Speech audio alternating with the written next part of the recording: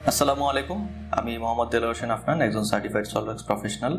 আমরা যখন সলভওয়ার্কসে কাজ করি, আমাদের ওয়ার্কফ্লোটা হচ্ছে প্রথমে স্কেচ করে তারপর আমরা ফিচার অ্যাপ্লাই করার মাধ্যমে 3D অবজেক্টগুলো তৈরি করি।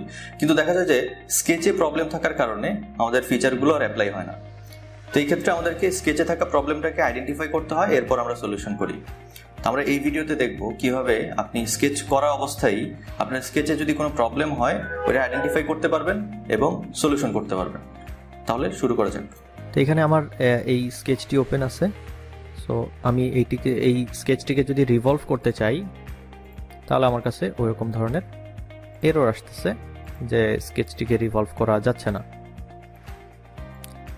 এই ক্ষেত্রে স্কেচ করার পর আমরা স্কেচটিকে চেক করে নিতে পারি যে সার্টেন ফিচারের জন্য যে আমি একটা ফিচার অ্যাপ্লাই করতে যাচ্ছি ওই ফিচারটা কি আমার এই স্কেচের উপরে অ্যাপ্লিকেবল হবে কিনা, আর যদি না হয় তাহলে কোন সমস্যার কারণে হবে না, এই জিনিসটা আমরা এখানে চেক করার মাধ্যমে জেনে নিতে পারি।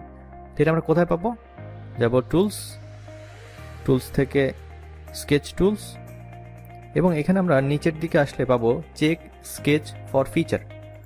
তো এইটার মাধ্যমে আমরা মূলত আমাদের স্কেচগুলোকে কোনো একটা নির্দিষ্ট ফিচারের জন্য চেক করে নিতে পারি। তো প্রথমে আমরা যে ফিচারটি অ্যাপ্লাই করতে যাচ্ছি ওই ফিচার এখান থেকে সিলেক্ট করে দিব, ফিচার ইউজ। আমি যাচ্ছি বস রিভলভ করতে, বেস রিভলভ। এটা সিলেক্ট করার পর চেক বাটনে প্রেস করব। তো আমার কাছে এখানে একটা সমস্যা দেখাচ্ছে, the sketch contains an open control to try to fix sketch right now, click okay. তো আমার স্কেচে একটা প্রবলেম আছে এবং স্কেচের প্রবলেমটা যদি আমি ঠিক করতে চাই তাহলে ওকে প্রেস করতে বলছে। সো আমি ওকে প্রেস করি। তো ওকে প্রেস করার সাথে সাথেই সে আমাকে এরকম ম্যাগনিফাইড জুমে একটা নির্দিষ্ট স্থান দেখাচ্ছে এবং এখানে একটা মেসেজ দেখাচ্ছে যে শোয়িং গ্যাপস স্মলার দেন এত মিলিমিটার, অর্থাৎ এখানে একটা গ্যাপ আছে সহজ কথায়। তা আমি এখানে যদি স্ক্রল করতে থাকি, আমি স্ক্রল করতেছি এবং একসময় আমি দেখতে পাচ্ছি যে আসলেই এখানে একটা খুব ছোট গ্যাপ রয়ে গেছে। সো আমি কি করব, এখন এই জিনিসটাকে জাস্ট এইখানে এই গ্যাপটা ফিল আপ করে দিব। ওকে, ডান।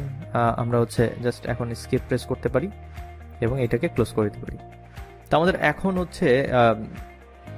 আর কোনো এরর নাই। আমরা যদি আরেকবার রিভলভ অ্যাপ্লাই করতে চাই তাহলে বুঝতে পারবো যে আসলে আর কোনো এরর আছে কিনা। তো আমাদের এইবার রিভলভ হয়ে গেছে, অর্থাৎ আমাদের আর কোনো এরর নাই। তো আমরা এইভাবে কোনো এরর যদি হয় স্কেচ রিলেটেড তাহলে আমরা এই বিষয়গুলো আগে থেকে জেনে নিতে পারি স্কেচ চেক করার মাধ্যমে। ভিডিওটি যদি ভালো লাগে লাইক করুন, আপনার বন্ধুদের সাথে শেয়ার করুন।